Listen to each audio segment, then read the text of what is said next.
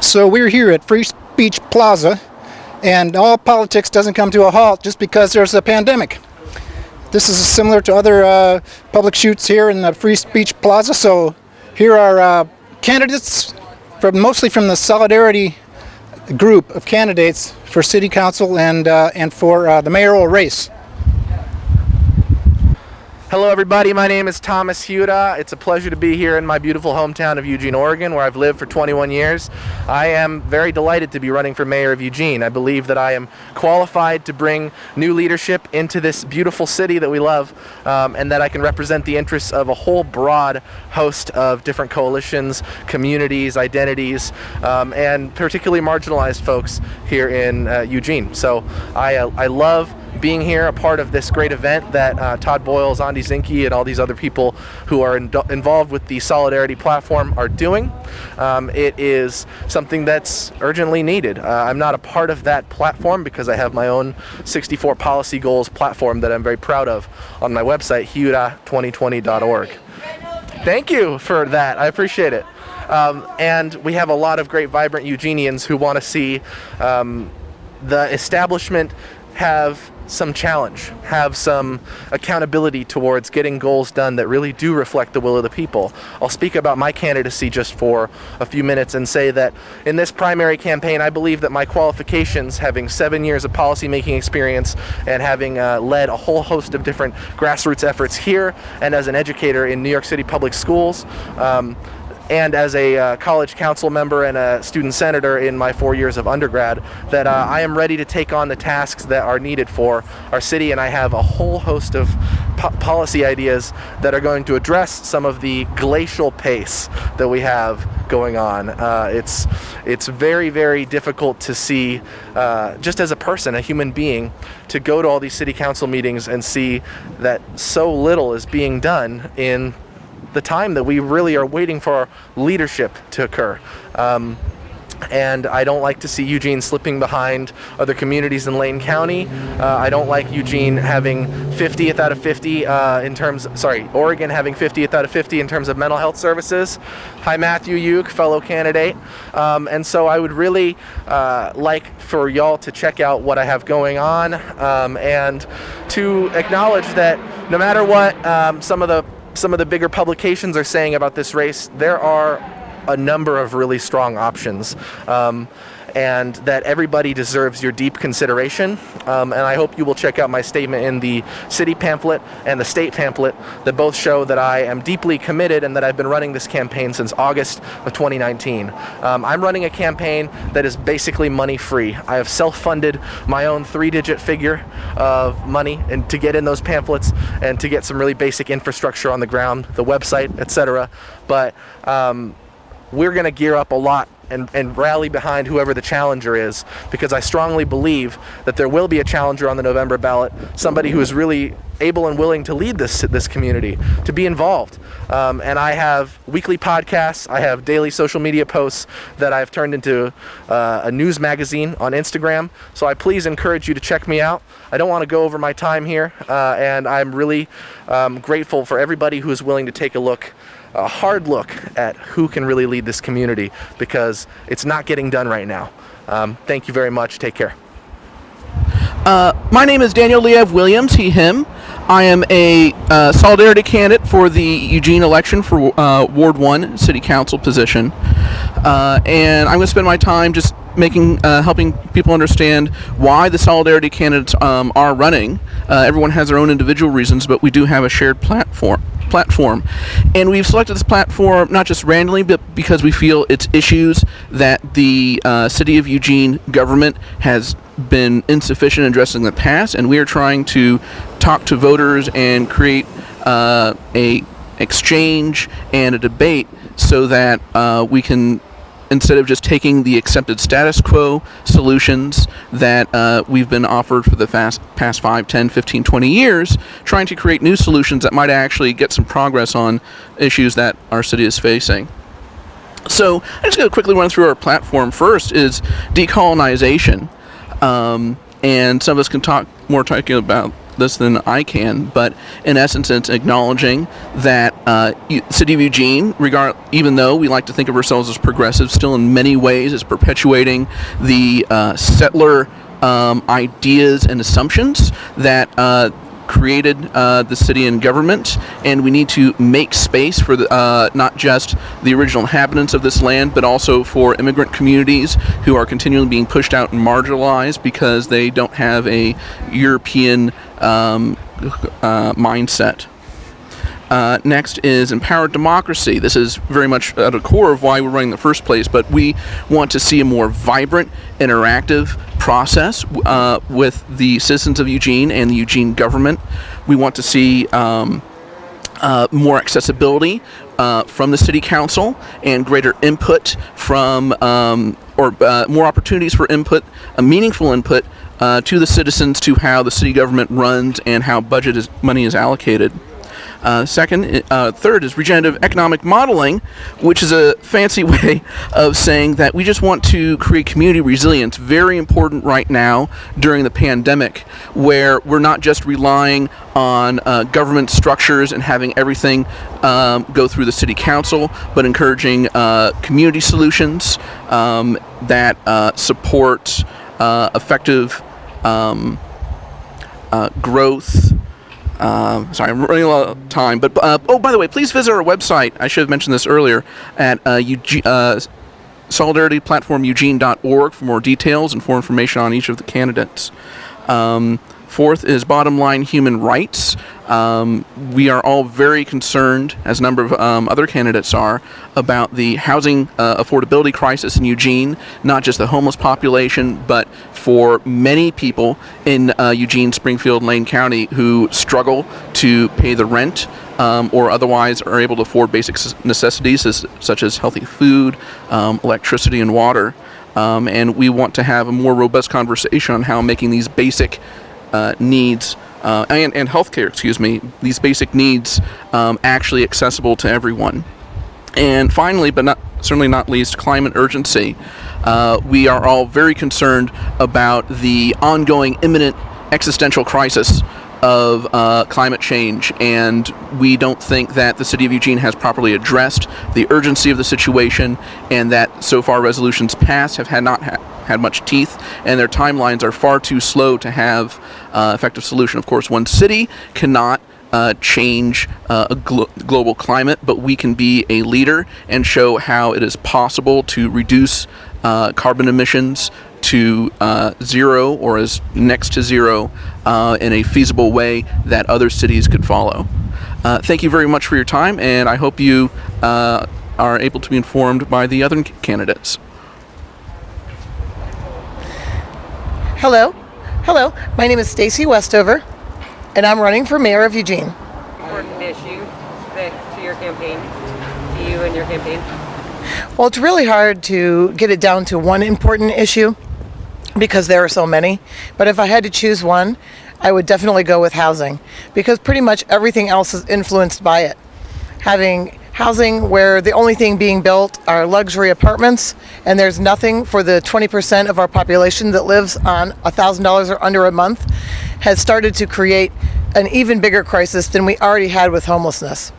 A lot of people like to talk about homelessness as the main problem, and while it is a major problem, it's being driven by the housing crisis. Most people that are on the streets today would be able to keep themselves housed just fine if housing wasn't so very, very expensive. Another big problem with not having any sort of accessible housing is that businesses are also pressured to pay more wages. A lot of businesses, like the one I was working for before the coronavirus, they just don't have more to pay. The company I worked for was run by some wonderful, very caring, very dedicated, and very fair individuals. But they only could bill for so much, so we could only get paid so much. And then people like I get pushed out of town because we cannot afford to pay $1,200 in rent.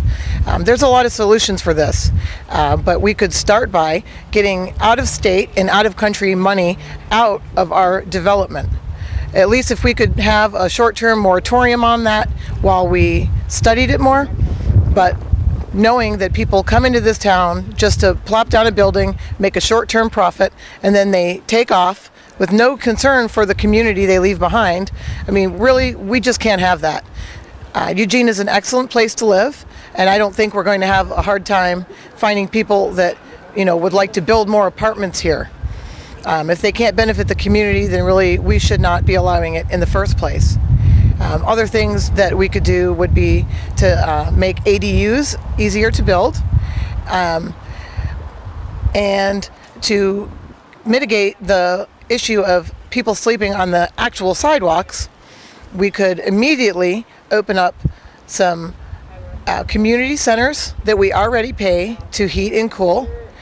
We could open those up for inclement weather, and we could have some campgrounds, and we can have parking lots that we already own. That would keep people off of the street. And then they would be able to be more stable, which helps everybody be able to dig their way out of such a difficult position to be in. Let's see, other things about housing. The landlords here have a lot of power. I've lived all over, and I've never seen anything like the landlords we have in this town. You need to have 3 times your rent just to be considered. You can never have been evicted, or you'll never get an apartment. And anybody knows that if you rent long enough, and many working class people do, that eventually you'll get to the point where someone has evicted you, whether it is fair or not. So these extra restrictions on top of really high rent are keeping people out. The apartments that I lived in prior to where I live now, they were affordable when I moved in, about $680 in rent. And there was a great community of people of all income levels. However, the rent started to creep up, and then now it's about double after about 4 years. I watched almost everybody I knew in those apartments become homeless. Some of them ended up better off, where they had to stay with family for a year but then bought a house, but they no longer live in town. And then other people were just completely pushed out of Eugene altogether. It's a shame, because these are people that are from Eugene and grew up in Eugene and were dedicated and work here. But we are allowing those people to be pushed out in order to invite in. I'm not even sure who, because I'm not even sure if these apartments have people in them. We do have a growing population, but the overall growth is not that high. Do you have another question? Or did I sufficiently answer? Do you agree with how the city handles the payroll tax? Oh, the payroll tax. That's a good one. I think the implementation of the payroll tax is incredibly offensive.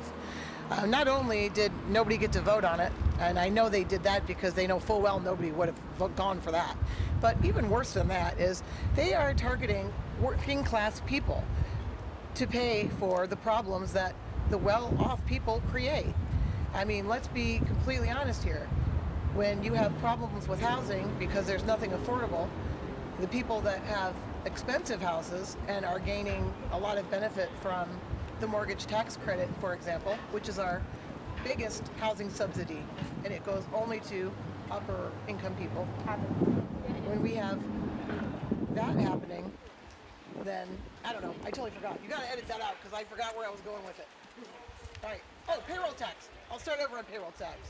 Anyway, when you have upper income people getting all the subsidies, and you have lower income people falling off the bottom, it's completely offensive to have only the working people pay. I mean, what about the people that make their income off of assets, right? Or off of stock market, or any of those things? But no one is taxed to pay. Ideally, you want to tax what you don't want, and you want to give credit for things that you do. So, of course, getting rid of that would be first and foremost. You gonna go, Todd? Hi, I'm Candace King. I'm running for the City Council position in Ward 1. I'm part of the Solidarity platform, and I'm here to interrupt the process. How do you think the city should handle the climate crisis? I don't think a city alone can handle a climate crisis, and I love living in Eugene because this is a place where the culture and the attitude of the people who live here is one that actually demonstrates that we care about what happens in the future with the environment and the climate surrounding us. And we have taken major strides to make improvements in our impact in the carbon footprint, but we can do better. We can choose to take a stance of first do no harm and refuse to greenlight any projects that even cap and trade could potentially be detrimental to our green and spaces and our natural environment and resources. We don't have to be wasteful. We have enough stuff. Now we need to figure out how to move into the future and stay and be able to continue a future rather than, you could probably cut me off sometime before that, if that's okay.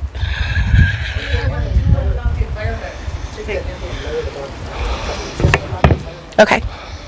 How would you engage marginalized voices in the political process? So that's why I'm here to disrupt the process, is because marginalized voices are de facto excluded from our political processes, our public forums, and further, the decisions that are made are generally through this narrow, railroaded set of parameters that does not reflect the majority of the population or what we want. I am here to make space for people to engage with government in a meaningful way, to hold their counselors accountable, and to create process and analyze the systems that we have in place to see if the processes can be more equitable, and I know that they can.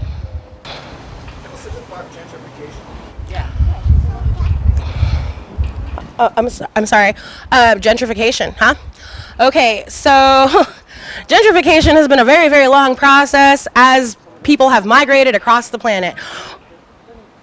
Working class, poor, and typically marginalized people create beautiful culture and communities that then become beacons of thriving resilience, and then people with more money come in and push them out so that they can take advantage of the spaces that were created. We don't have to do that anymore. In fact, we should be paying reparations to people who were displaced through gentrification processes, and we should be making more spaces that are protected from the potential gentrification, so that people can have space to create culture, to make art, to make music, to make food, to make the things that make downtowns great and make rich people want to take them over. What's the first issue that you would want to address as a city councilman? The first issue I'd want to address as a city council person in Eugene is the 10-day minimum period for the city council to notify voters of an ordinance. That is not enough time for most people in the city of Eugene to find out what their city council is doing. And we need people to know. If we want to have legitimate ordinances and processes that take place, we want our citizens to know what's going to happen, what's going to change, give them opportunities to respond, give them opportunities to participate in a process, to make decisions in an egalitarian way, through collective decision making and with divergent strategies. And the second issue is, as part and parcel of that, making space for people, obviously making space for people to live. So we have to be strategic, deliberate, and transformative in the way that we handle housing in this area. We can be a leader in the country. We don't have to be reactionaries. I want to say one more thing. Thank you. I'm Candace King, running for Ward 1. Just because you have an incumbent doesn't mean that's the best person for the job. Hi. Thank you so much for having me, and thank you for coming together right now in these times of uncertainty, in these times where pandemics start driving us apart, not only from what we're used to, but from who we are used to being around and who even we are used to being, right? A lot of us have shifted to, there's a lot of us here in Eugene have definitely shifted to even more income insecurity in light of this COVID. But there's others that have shifted to working from home, to becoming teachers to their kids while working from home. And these things that we are surviving through together, that we are flattening curves around, are phenomenal. And so this is the spirit of Eugene that I have always seen just around the corner, just under the surface, waiting to be scratched. While I hate that it took a global pandemic that's seeing gigantic spikes in death that we have not even fully accounted for yet, which is one of the parts I don't like going into too much, right? Because we start actually counting the increase in deaths related to this pandemic with adequate testing and then looking at obituaries and death rates while this has been happening that have increased for no discernible reason, but I fear that we all know what it is, we just don't want to admit to it. And so as we are slowly more admitting to these failings in society that not only have a lack of tracking to make it so that we can't be safe going out and enjoying not only each other, but this is Oregon, right? And going out and enjoying the outdoors is something that we definitely need to analyze after all of this is over, as we are analyzing this right now. And so there's some great steps that we have taken to move forward in a housing first, sanitation first, community health model first. That is something that we have always been able to do, that we still need to do when all this is said and done. And we can, Eugene. We just need to do this together, right? Not only do we need to realize that those models we were using were antiquated, archaic, inefficient, and privileged only the few, but that we can now move forward with not only 21st century models of manufacturing, of income, of information age, low carbon impact, Green New Deals for Eugene, while making our government more transparent and accessible, which is one of the another great thing that sadly this pandemic has shown us we are able to do. We're able to video conference, we're able to represent digitally. And in the 21st century, we need to do this more and more, as other influences are communicating through these same ways that aren't necessarily the most beneficial for the people because they're organizing for their profit. We can start looking at these tools as not barriers and not hurdles, but ways to get that accessible to everyone. Ways to make sure that what even Clarence Thomas regretted ruling about net neutrality, saying actually this needs to be a common carrier in this day and age. We need to get that for the people.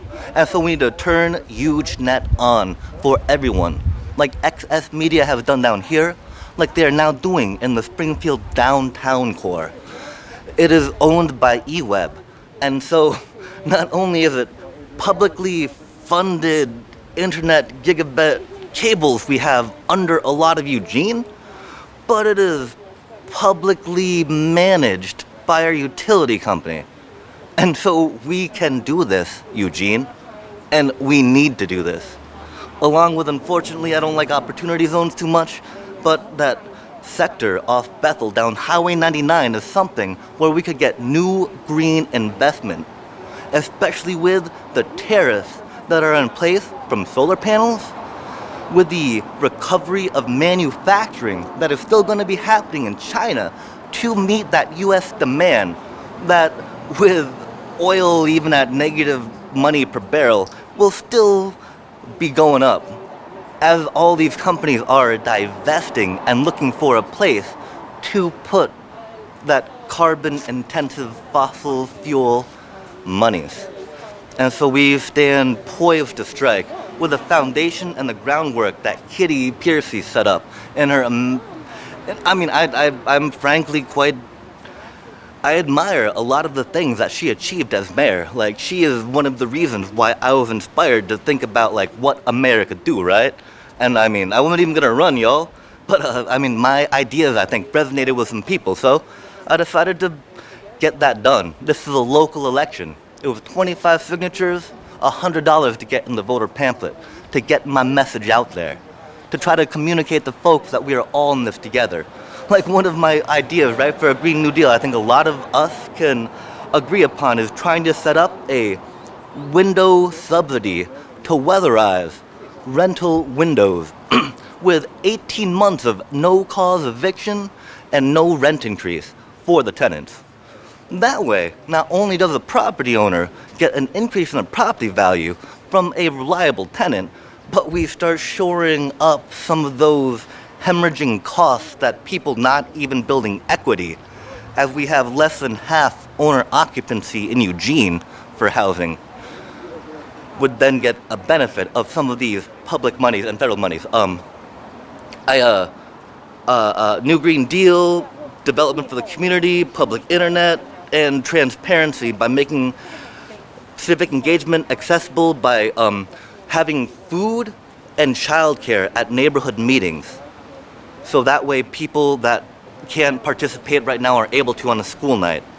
Also, the digital accessibility to all city public meetings that isn't now, we will open that up, and we will allow for digital submissions. www.uke4mayor.com. uke4mayor.com for more details. Please check it out, and thank y'all for staying engaged. Hi, my name is Zandi Zinke, and I'm running for the mayor of Eugene. Our current incumbent, Mayor Lucy Vinnies, claims she is a progressive. Fact is, a progressive takes action on climate change, ensures a robust social safety net, and addresses wealth and income inequality at the system level. Let me go through the incumbent's record. Vinnies claims to lead the fight on climate change. She touts the city's climate action plan, which took the entirety of her incumbency up until this past November to produce and cost taxpayers $450,000. That might be time and money well spent if it weren't a plan to fail. Immediately upon publication of the city's climate action plan, 350 Eugene declared the CAP a plan to fail. It doesn't require an organization of dedicated climate activists to recognize the plan as a plan to fail. The CAP itself identifies that it doesn't even come within 50% of requisite 2030 climate goals. That information is buried under nice-looking photos and a PR campaign led by our incumbent, in which she keeps telling us process is progress. Meanwhile, we are failing our goals all the more direly. We need a leader who refuses to engage in phony messages around climate crisis. We need a leader who insists we meet the requisite goals. Vinnies claims she's been leading the city council in funding a homeless shelter. Fact is, funds for a homeless shelter have been earmarked for years. In October of 2018, City Council approved a temporary shelter. Many of us felt consoled that the city would be helping at least some vulnerable people through the cold of a record-breaking winter. However, our incumbent oversaw the reversal of that decision. Snow simply piled up on an empty parking lot while people continued to sleep out in the cold. It is now 18 months since that shelter was approved and reneged, and the city still hasn't even identified a site on which to build this shelter she continues to tout. It is difficult for me to call this leadership. Our incumbent claims she is a leader in funding affordable housing. Fact is, she has been a leader of funding luxury housing. There is one funding source for affordable housing in Eugene. It is called the Construction Excise Tax, or CET. It took Eugene 3 years to pass this state-enabled tax, longer than Portland, Corvallis, Salem, Roseburg. Eugene delayed the process of passing the tax because our incumbent wanted to bring developers to the table and says she is proud of having done so. The end result of her prolonged process is that Eugene developers were successful in whittling the amount of the tax from it is valued at less than 50% of what the state enabled it to be. And whereas the intention of the state legislation was to tax developers who profit off of building luxury housing, Eugene's ordinance actually sets up a shell game by which all the money currently being paid in by developers is reimbursed through system fee waivers. Our incumbent claims leadership over the riverfront development. Fact is, she has enabled developers to take advantage of tax loophole schemes on the local level, including the Urban Renewal District scheme, and of opportunity zones enabled by Donald Trump, by which investors are able to avoid paying taxes at the federal level as well. She has overseen the routing of $20 million to build a luxury park and plaza in this neighborhood that doesn't even yet exist. Meanwhile, she has failed to address essential needs in neighborhoods such as Bethel and Trainsong, where disproportionate people with low incomes and people of color live, where residents suffer 2,000 times the level of air pollution, where 20% of residents have on record asthma or other respiratory illnesses, and where life expectancy is 10 years less than in other neighborhoods in Eugene.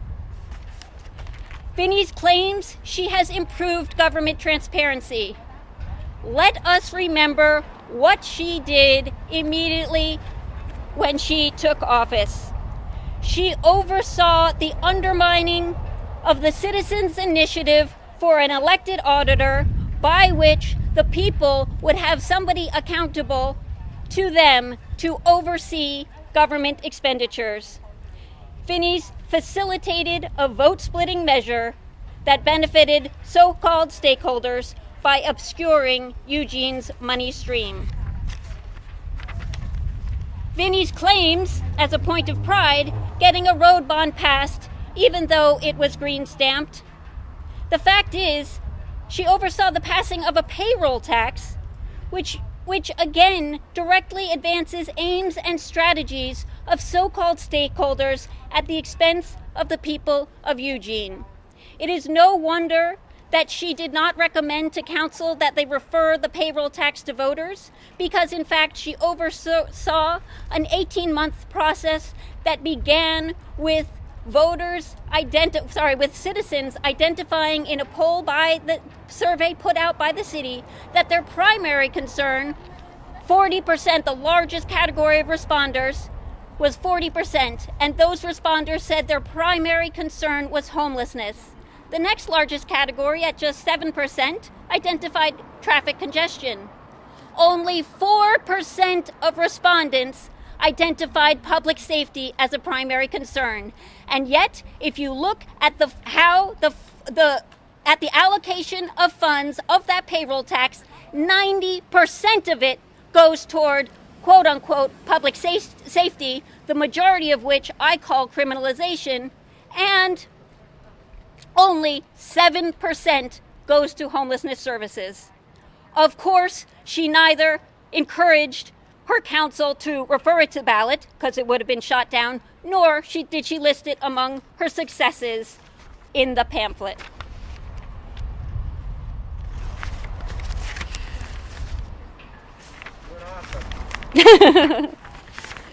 I will take action on climate by involving activists in the climate community and recognizing that we are all stakeholders in the Earth's future. I will establish a shelter and a wide variety of immediately supportive provisions for people who are suffering now. I will make sure we not only fund housing, but build true public housing shared by the community to advance the community, not line developers' pockets. I will move to recede public support from Riverfront and work to channel it toward the communities in need, like Trainsong, Bethel, and West Eugene. Thank you.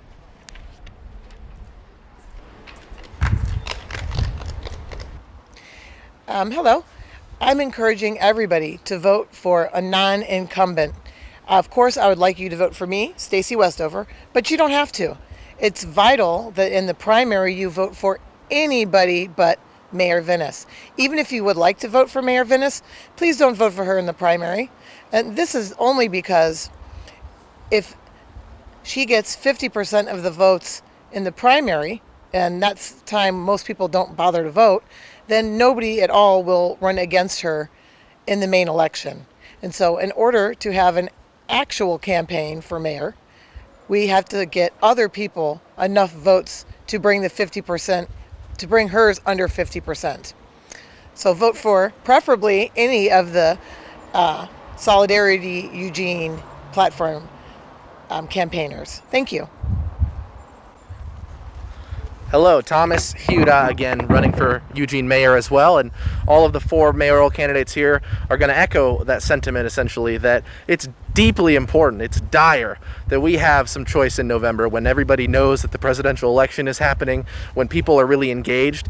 And so I would also urge you, first of all, to check out my platform, which is we're not a politically uniform group. We are people who have different ideas, and I am a little bit more moderate on some issues, but I genuinely think it's absurd to reuse the phrase the progressive choice as the incumbent has done. It wasn't true that she was the most progressive in 2016, and it's certainly not true now when she's running to the right of everybody on the ballot and is not delivering for any. She doesn't have any kind of real principles around what she's delivering. And as I said before, we're moving at a glacial pace. So please don't just go for people who can purchase the most ads online and in publications, but vote for a non-incumbent and somebody who is really willing to represent everyday people.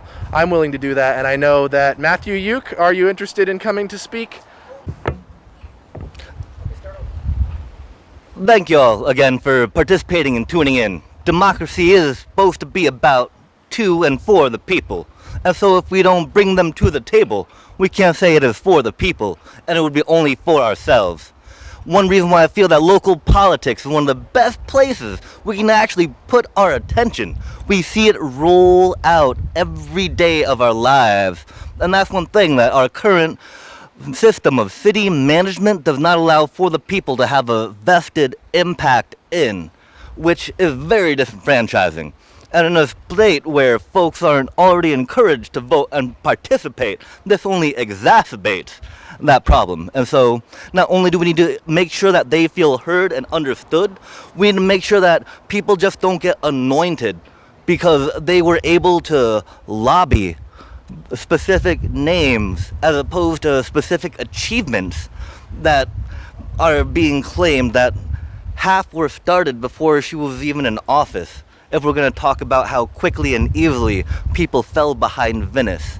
And this is one other reason why it's so important that we have brought these voices forward.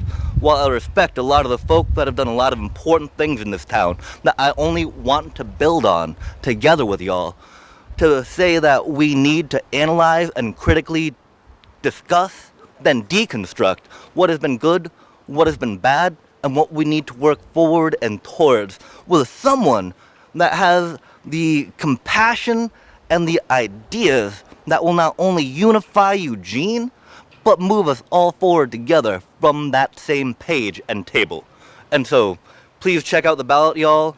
Check us out in our web pages, in our voters pamphlets, and let's make sure that we carry this mayoral discussion till November.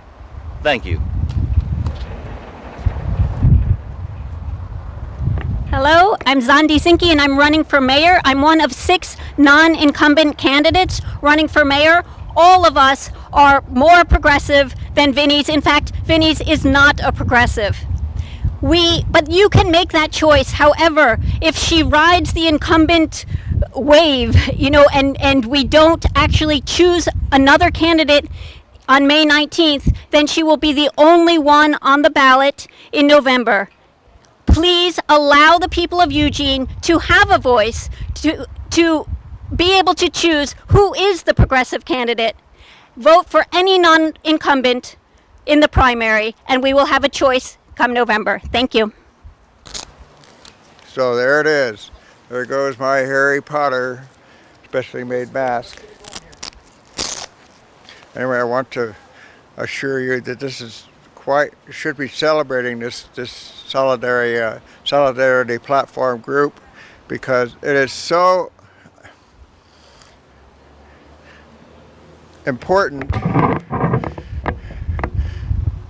to be able to express other points of views. Unfortunately, our coronavirus has gotten in the way of having the platforms that these people deserve to have, because each one has a very important issue which I can easily relate to, that should be fully communicated to. I am Cliff Gray. I'm running for City Council Ward 7, and I've just finished a mass mailing to 8,000 of my people within the ward. If you see that mailing, pass it along. I didn't cover virtually everyone, so if you like what I say, pass it along. Also, you may be able to see myself presented as the City Club of Eugene interviewed me on video. If you go to their website, it's there to look at any time, and you can hear what I say. But even a better one would be the ESSN, that's Eugene Springfield Solidarity Network interview, which was done also, and it covered a few more issues and more in depth than the City Club. That's also available on their website, ESSN or Eugene Springfield Solidarity Network, and you can take a look at that. I'm quite serious about this run, but I want you to be sure you understand that all of these people should be celebrated who come up here and expose themselves for a reason, a real reason. They have issues, a lot of which I agree with, and they should get out there. So thank you very much. So there we have it. These solidarity candidates, alternative political views that we are filming here, because there's a 20-mile-an-hour cross breeze and there's no possibility of much spread of coronavirus down here. And there's politics doesn't come to an end just because there's a pandemic. I noticed there's plenty of other things that are considered essential services, such as the supermarkets, even the gun stores and the everything, pot shops. And so all this debate should have been taking place in public. Political meetings, boards and commissions have been suspended for 2 months, and I'm not down for this.